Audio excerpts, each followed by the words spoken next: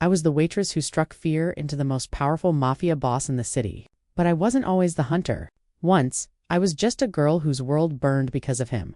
When I took the job at Il Rosso Mare, Vincent DeMaro's famous restaurant, I made sure my file was clean. Forgettable, exactly the kind of background they never looked twice at. To everyone else, I was Elise Raines, a quiet, hardworking woman trying to make ends meet. But beneath the apron and the polite smile, I was something else entirely. I was a ghost wearing flesh, and I had come to haunt the man who destroyed my family. The restaurant was one of DeMaro's many jewels, all red velvet and gold trim, filled with men who whispered about million-dollar deals while pretending to eat. Every table was a stage for corruption. The chandeliers sparkled above people who thought they were untouchable. And maybe they were until I walked through the door. Marco Leone was the manager, a greasy opportunist who thought barking orders made him powerful. He wasn't power. He was a parasite, feeding on DeMaro's scraps. His scam was simple: add fake charges to the bills of guests too rich or too scared to notice. The staff knew the game. You kept your mouth shut, you did as you were told, and you prayed you didn't end up on the wrong side of Marco's temper.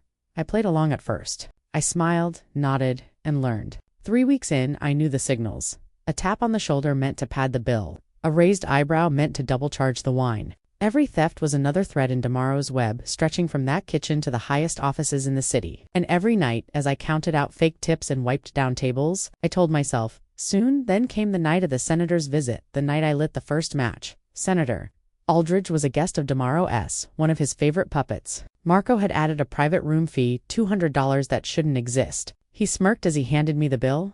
Sure, I'd just run it. But that night, I was done pretending. I walked to the senator's table, then stopped halfway. My hands were steady, my pulse quiet. I turned around and walked straight back to Marco. There's a mistake on this bill, I said, my voice calm but cutting. He didn't like that. No mistake. Run the card. It's the private room fee, I said evenly. That's waived for the senator, isn't it? The entire staff froze. No one had ever questioned Marco in public. But I wasn't questioning him. I was dismantling him. His face turned the color of bad wine. Are you new? He hissed. Or just stupid? I'm new, I said, eyes steady. That's why I want to make sure I'm following policy. I'd hate to insult a guest this important. He stared at me, trapped. If he stood by the charge, he risked offending the senator, his boss's prize asset. If he removed it, he looked weak. Either way, he lost. He stomped to the register and deleted the charge. His jaw locked tight. Upstairs, behind a wall of cameras. Vincent DeMaro was watching. I didn't know it then, but that small act, that flicker of defiance, was the moment he noticed me. He saw me through the security feed.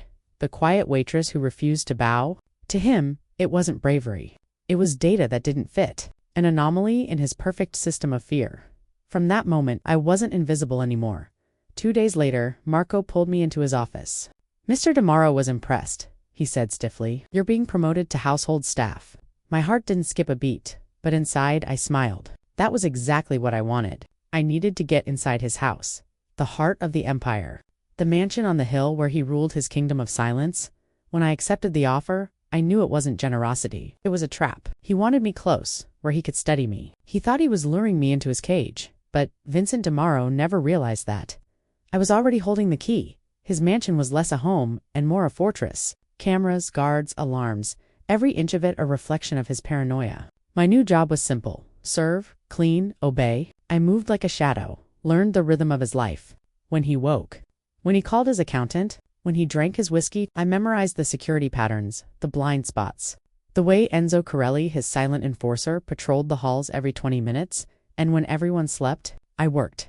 Hidden in my uniform were tools. A button-sized camera. A micro-listener. A signal scrambler. I installed them piece by piece, night after night. By the time a week passed, I could hear his meetings from my phone like I was sitting in the room. The first man I took down was Marco. I had to send a message. From DeMaro's own files, I discovered Marco was selling information to a rival family. I recorded a snippet of his conversation and sent it anonymously to Enzo Corelli. 2 days later, Marco was gone. No one said where. His office was emptied before dawn. And Vincent DeMaro knew, without proof, exactly who had done it. He came to me that night in the library. I was dusting books when I felt him standing behind me. You're a diligent worker, Elise, he said. I try, sir. Rico Marco. He's gone. Did you hear? I turned slowly. I heard he left suddenly. I hope he's all right. He took a step closer, his tone changing. You go out on your days off.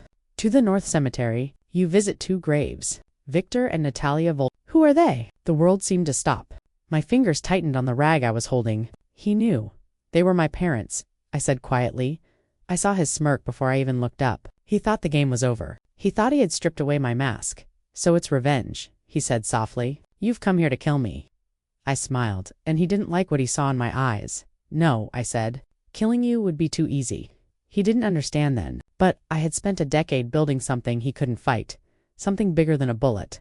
I told him nothing more. But when I left the library that night, I pressed a button on my watch, the dead man's switch. If I didn't reset it every 12 hours, every file, photo, and recording I'd gathered would go public. My entire plan, set in motion, Damaro tried to trap me next. He thought he could outsmart me by feeding me false information, a fake shipment of plutonium, designed to expose whoever was leaking data. But I had been listening long enough to know when a lie was wrapped in truth. I redirected the tip to a real cargo ship of his, packed with illegal goods. The authorities seized it. He thought I fell for his trick. Instead, I turned it into his destruction when he stormed into the greenhouse days later. His empire was already starting to crack. He was red with fury. That ship was mine, he shouted. You did this. I put down my shears and met his eyes. I warned you, I said softly. You set a trap for a ghost, but ghosts walk through walls? That was when he finally understood that the fear he had built his empire on, the fear that kept judges silent and cops obedient, now belonged to me. From there it unraveled quickly. I didn't call the FBI. I didn't need to. I had spent years building a network of quiet allies, people like my father, honest people who had nothing left to lose. Journalists, analysts, bank clerks, all I had to do was trigger the chain. At 9 in the morning. Financial agents froze every account under Damaro's shell companies. By 10, a London reporter published a story about his bribe to a federal judge. By noon, the news showed his accountant being led out of a country club in handcuffs. By 2, the Port Authority had footage linking his enforcer, Enzo, to a murder he thought was long buried. The city that had once whispered his name in fear was now screaming it in disgust by nightfall. Vincent Damaro's empire had collapsed. His money was gone, his allies vanished, his guards stopped showing up, his lights went out. When I walked into his study for the last time, he looked like a ghost himself. The king of the city, sitting in darkness. How? He rasped. I looked at him, really looked, and felt no triumph, no rage. Just an ending. You built your world on fear, I said. You believed everyone could be bought or broken. But there are people who can't. My father was one of them. And there are more of us than you ever imagined. He looked down at the desk. On it, I placed a one-way plane ticket, a false passport, and a small bank card.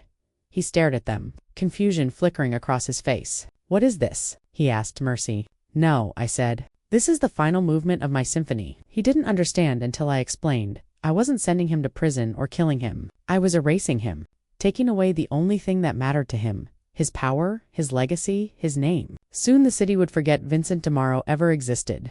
You'll live, I said softly, but no one will remember who you were. That's your punishment. He tried to speak, but I was already walking away. Checkmate, I whispered before the door closed behind me. I never saw him again. They say he disappeared overseas, living under another name, hiding in the shadows of a world that had moved on without him. Maybe that's true. Maybe he's still out there somewhere, an old man watching the news in silence while the ghosts of his past whisper in his ear. As for me, Elena Volkov, I disappeared too. I left the city behind and moved to a small coastal town where no one knew my name, where the sea was quiet and clean. I opened a tiny design studio and built homes filled with light, just like my father used to. I don't think about revenge anymore. That fire burned itself out the day Vincent Damaro fell. What's left is peace, fragile but real. I was the waitress who struck fear into a mafia boss. But in the end, I didn't destroy him with violence. I destroyed him with the truth.